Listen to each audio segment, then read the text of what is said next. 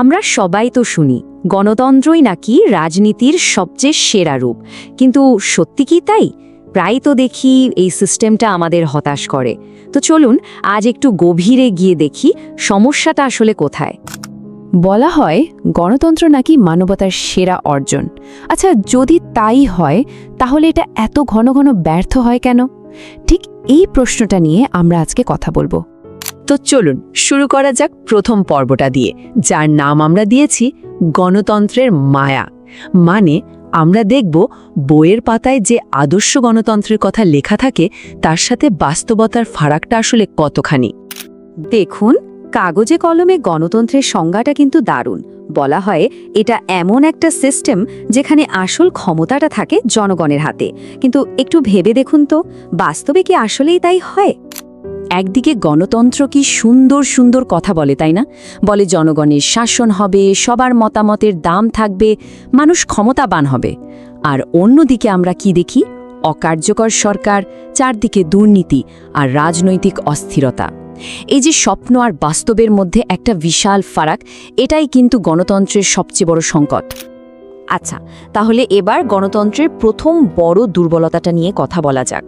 আর সমস্যাটা হলো এর নেতা নির্বাচনের প্রক্রিয়া নিয়ে। এই সিস্টেমটা এমনভাবে তৈরি যে প্রায় সময়ই ভুল লোকটাকেই বেছে নেওয়া হয়। এই কথাটা কিন্তু একেবারে সমস্যার গোড়ায় গিয়ে ধাক্কা দেয়।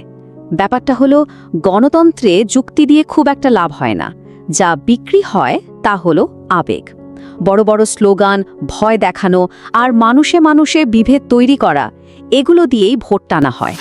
এই চার্টটা একবার দেখুন, কি পরিষ্কারভাবে বিষয়টা বোঝা যাচ্ছে। নির্বাচনে জেতার জন্য কোনটা সবচেয়ে বেশি কাজে লাগে? আবেগী বক্তৃতা।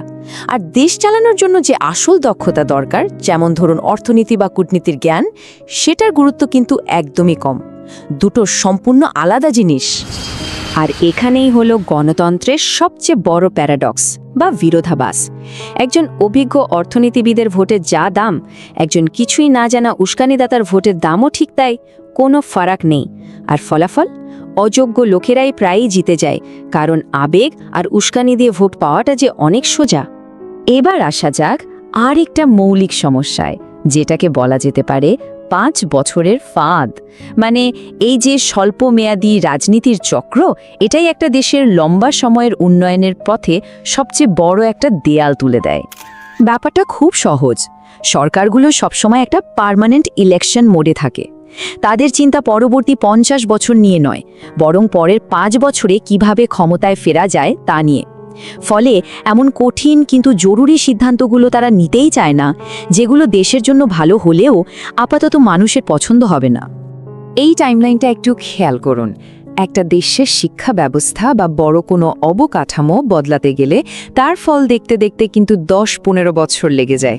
কিন্তু একটা সরকারের হাতে সময় কত? মাত্র 5 বছর। এই অল্প সময়ে এত বড় টেকসই পরিবর্তন আনাটা প্রায় অসম্ভব একটা ব্যাপার। এখানে একটা বেশ বিতর্কিত কিন্তু ইন্টারেস্টিং ব্যাপার তুলে ধরা হয়েছে। বলা হচ্ছে এই যে সরকারের মেয়াদ এত কম রাখা, এটা নাকি ইচ্ছে করে করা হয়েছে। কেন?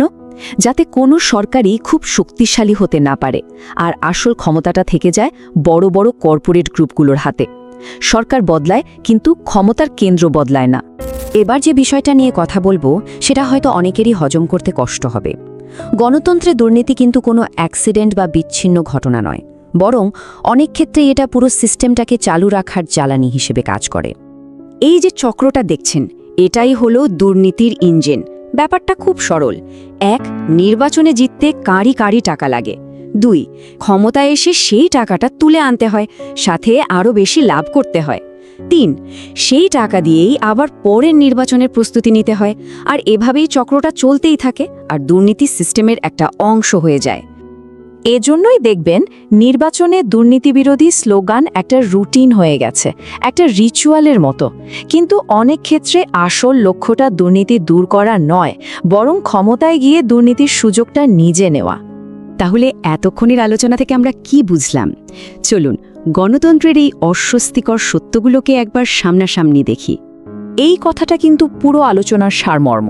বলা হচ্ছে গণতন্ত্র মানুষের দুর্বলতাগুলোকে ঠিক করে না, বরং সেগুলোকে বৈধতা দেয়। মানে মানুষের আবেগ পরিণত হয় ভোটে, স্বার্থপরতা হয়ে যায় রাজনৈতিক কৌশল, আর তাৎক্ষণিক লাভ হয়ে দাঁড়ায় দেশের নীতি। তার মানে এই নয় যে গণতন্ত্র কখনোই সফল হতে পারে না, পারে, কিন্তু তার জন্য কিছু খুবই দুর্লভ শর্ত লাগে।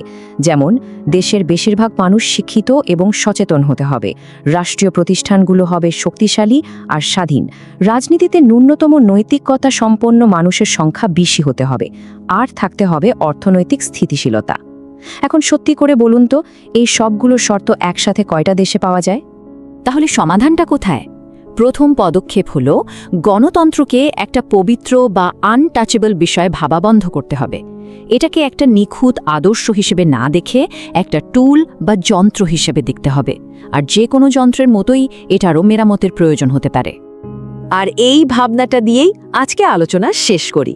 যদি গণতন্ত্র কোনো পবিত্র আদর্শ না হয়, যদি এটা শুধুই একটা টুল বা যন্ত্র হয়, তাহলে এটাকে মেরামত করার কাজটা আমরা কিভাবে শুরু করতে পারি? আমাদের প্রথম পদক্ষেপটা কি হওয়া উচিত?